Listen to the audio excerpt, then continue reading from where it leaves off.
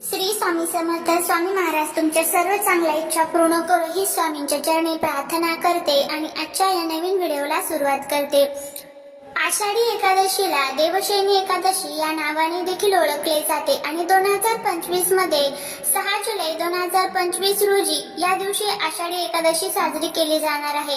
हा दिवस भगवान विष्णूंच्या निद्रावस्थेच्या प्रारंभाचे प्रतीक आहे आणि चातुर्मासाच्या म्हणजे 4 महिन्याच्या पवित्र कालावधीत प्रारंभाचे देखील प्रतीक आहे. या दिवशी वारकरी पंढरपूरला विठ्ठलाच्या दर्शनासाठी पायी वारी करत जात असतात आणि मोठ्या संख्येने पंढरपूरला एकत्र होत असतात.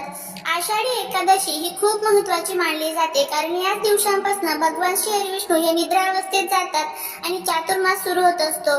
त्याचबरोबर या दिवशी उपवास व्रत करणे खूप शुभ मानले जाते. आषाढी एकादशीला धार्मिक आणि सांस्कृतिक महत्त्व देखील आहे. त्यानंतर कार्तिकी एकादशीला चातुर्मासाची समाप्ती होत असते. यंदा 2 नोव्हेंबर रोजी कार्तिकी एकादशी असणार आहे. या 4 महिन्यात आपण भगवान महाविष्णूंची क्षीरसागरात विश्रांती घेताना आपण त्यांची श्रद्धा आणि उपासना करत असतो. म्हणून आषाढी एकादशीला सर्व एकादशींची महाराणी म्हटले जाते. पाठोपाठ देवउठणी अर्थात कार्तिकी एकादशीचे महत्त्व आपल्याला खूप मोठ्या प्रमाणामध्ये दिसून येत असते. दर महिन्यात 2 या प्रकारे आपल्या पंचांगात वर्षभरात येणाऱ्या 24 एकादशी असतात त्यांना वेगवेगळी नावे आहे.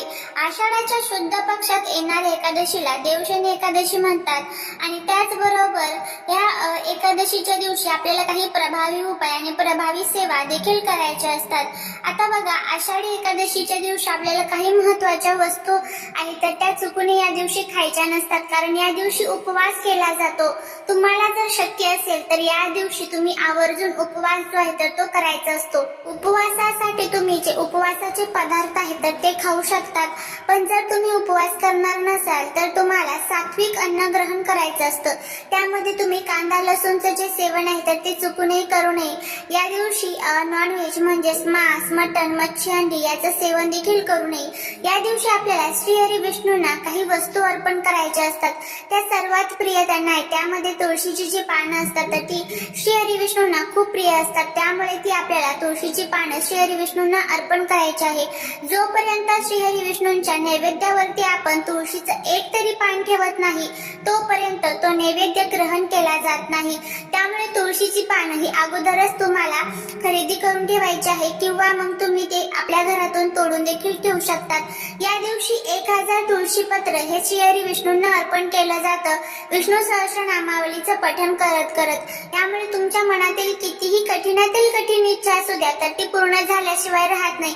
असे भरपूर आणि छोटे छोटे उपाय जे आहेत तर ते आपल्या हिंदू धर्मात आणि शास्त्रांमध्ये आपल्याला सांगितले जातात. हे उपाय जर आपण पूर्ण भक्तिभावाने केले तर नक्कीच आपल्याला त्याचा जो फायदा आहे तर तो बघायला मिळत असतो. तर असाच एक अतिशय प्रभावी असा उपाय आपल्याला या आषाढी एकादशीला करायचा आहे. आपल्याला तुळशीला ही एक वस्तू अर्पण करायची आहे.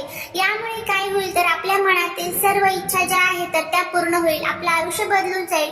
आपल्या घराची, पतीची, मुलांची प्रगती होईल. आता हा उपाय कसा करायचा आहे, कोणत्या वेळेमध्ये करायचा आहे याबद्दलची संपूर्ण माहिती आजच्या व्हिडिओमध्ये मी तुमच्या बरोबर शेअर करणार आहे. त्यामुळे व्हिडिओ हा स्किप न करता शेवटपर्यंत पाहत राहा. चॅनल वरती नवीन असाल तर सबस्क्राईब करा आणि असेच नवनवीन माहितीपूर्ण व्हिडिओ बघण्यासाठी बेल आयकॉनलाही प्रेस करा. कमेंट मध्ये ओम नमो भगवते वासुदेवाय नमः लिहायला अजिबात विसरू नका. आता आषाढी एकादशीच्या दिवशी तुम्हाला काय करायचं आहे तर सकाळी लवकर उठायचं आहे, स्वच्छ आंघोळ करायची आहे, आपली रोजची जी काही देवपूजा असेल ती करून घ्यायची आहे. श्रीहरी विष्णूंच्या मूर्तीवरती तुम्हाला अभिषेक करायचा आहे. हा अभिषेक कशा पद्धतीने करायचा तर मूर्ती तुम्हाला एका तामणामध्ये किंवा ताटामध्ये ठेवायची आहे.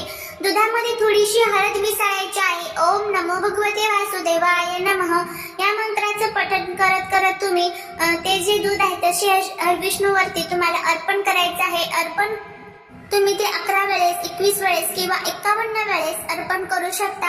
यथाशक्ती तुम्हाला हा अभिषेक करायचा आहे. नंतर परत स्वच्छ पाण्याने अभिषेक करायचा आहे. अशा पद्धतीने हा अभिषेक करायचा आहे आणि तुमची जी काही इच्छा असेल ती देखील तुम्हाला तिथे व्यक्त करायची आहे.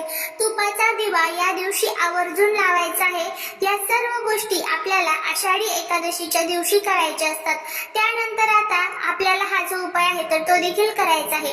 आता एक गोष्ट लक्षात ठेवा, उपाय सेवा ज्या वेळेस आपण करत असतो त्यावरती आपला पूर्ण विश्वास असणं देखील खूप महत्वाचं आहे. आणि मी उपाय करते, सेवा करते, त्याचं फळ मला कधी मिळेल का नाही मिळेल, अशा जर समस्या किंवा तुमच्या मनामध्ये असे जर विचार येत असेल तर त्याचा कोणताही फायदा हा आपल्याला होत नसतो. हा उपाय आपण कशासाठी करत आहोत तर बघा, आपण खूप कष्ट करतोय, मेहनत करतोय, पण तरी आपल्या कष्टाचं मेहनतीचं चीज होत नसेल, घरामध्ये सतत भांडण कटकट वादवाद होत असतील, आलेला पैसा हा घरामध्ये टिकत नसेल, सतत कुठे ना कुठे खर्च होऊन जात असेल, घराची, पतीची, मुलांची प्रत्येक ठिकाणी प्रगती ही थांबून गेलेली असेल, ग्रहदोष, वास्तुदोष, नकारात्मकता किंवा एखादा शत्रू आहे तर त्या शत्रूचा त्रास तुम्हाला होत असेल, तर अशा तुमच्या अनेक समस्यांसाठी तुम्हाला हा जो उपाय आहे तर तो करायचा आहे. अगदी साधा सोपा उपाय आहे. फक्त उपाय करत असताना पूर्ण भक्तीने आणि विश्वासाने करा, तुम्हाला त्याचा फायदा होईल. बघा, जोपर्यंत एकादशीला आपण तुळशीची उपासना करत नाही तोपर्यंत आपली ती पूजा अपूर्ण मानली जाते. त्यामुळे हा उपाय तुम्हाला करायचा आहे. आता हा उपाय सकाळी 11 वाजायच्या अगोदरच तुम्हाला करायचा आहे. जर घरामध्ये सुतक पिरियड्स वगैरे असेल तर तुम्हाला हा उपाय करता येणार नाही. सर्वात प्रथम तुळशीच्या आजूबाजूची जागा व्यवस्थितपणे स्वच्छ धुवून पुसून घ्यायची आहे. धूळ, मिट्टी, माती, चप्पल वगैरे असेल तर ते सर्व बाजूला करायचं आहे. जर तुमच्या घरामध्ये तुळस नसेल तर तुळस सुद्धा तुम्ही या दिवशी लावू शकता, काहीच अडचण नाही. त्यानंतर एक छान तुम्हाला तुपाचा दिवा जो आहे तर तो प्रज्वलित करून घ्यायचा आहे. हळदी कुंकू घ्यायचे आहे. थोड्याशा अखंड अक्षता ज्या असतात तर त्या घ्यायच्या आहे. आता तांदूळ किती घ्यायचे आहे तुम्हाला तर 1 मूठभर तांदूळ जे असतात तर ते तुम्ही घेऊ शकतात. त्यानंतर ते तुम्हाला हळदी कुंकवामध्ये थोडेसे लाल पिवळे करून घ्यायचे आहे. सफेद तांदूळ ठेवायचे नाही. त्यानंतर तुळशीजवळ जायचं आहे. आता एक गोष्ट लक्षात ठेवा, आपण तुळशीला कोणत्याही प्रकारचे जल पदार्थ जे असतात ना तर ते एकादशीच्या दिवशी अर्पण करत नाही, कारण या दिवशी श्रीहरी विष्णूंसाठी तुळशीने निर्जला उपवास केलेला असतो. त्यामुळे कोणत्याही प्रकारचे जल पदार्थ हे अर्पण करू नये. आता हे जे तांदूळ आहे तर हे देखील आपल्याला तुळशीला अर्पण करायचे असतात. आता हे कशा पद्धतीने अर्पण करायचे आहे तर तुळशीची जी माती असते तर त्या मातीमध्ये तुम्हाला तुमच्या हातामध्ये हे तांदूळ धरायचे आहे. त्यानंतर देवी तुळशीला हळदी कुंकू अक्षता अगोदर लावून घ्यायचे आहे. त्यानंतर दिव्यालाही हळदी कुंकू अक्षता लावून घ्यायचे आहे. हे तांदूळ हातामध्ये धरल्यानंतर तुम्हाला एक वेळेस कनकधारा स्तोत्रमचं पठण करायचं आहे. तुमच्या घरातील ज्या काही अडचणी असेल तर त्या अडचणी तुम्हाला तिथे व्यक्त करायच्या आहे आणि नंतर तुम्हाला हे तांदूळ जे आहे तर ते त्या तुळशीमध्ये तुम्हाला अर्पण करायचे आहे आणि तुळशीच्या तुम्हाला 7 प्रदक्षिणा ज्या असतात तर त्या मारायच्या आहे. तर अशा पद्धतीने आपल्याला हा अगदी साधा सोपा उपाय जो आहे तर तो एकादशीच्या दिवशी करायचा आहे. आता तुळशी भोवती जर प्रदक्षिणा मारायला जागा नसेल तर तुम्हाला स्वतः भोवती प्रदक्षिणा मारायच्या आहेत आणि हा उपाय अशा पद्धतीने आपल्याला करायचा आहे. जर घरामध्ये सुतक पिरियड्स असेल तर हा उपाय करू नका. आता इतर कोणत्याही एकादशीला तुम्ही हा उपाय करू शकता. तुमची कोणतीही अडचण असेल तर त्यासाठी तुम्ही हा उपाय करू शकता. घरामध्ये सुख, शांती, समृद्धी यावी, घरामध्ये पैसा टिकून राहावा, त्याचबरोबर भांडण कटकट होत असेल तर ते सर्व संपून जावं, यासाठीच आपल्याला हा अगदी साधा सोपा उपाय तो करायचा आहे. करून बघा, तुम्हाला त्याचा फायदा होईल. झालेली सेवा ही महाराजांच्या चरणी रुजू करते.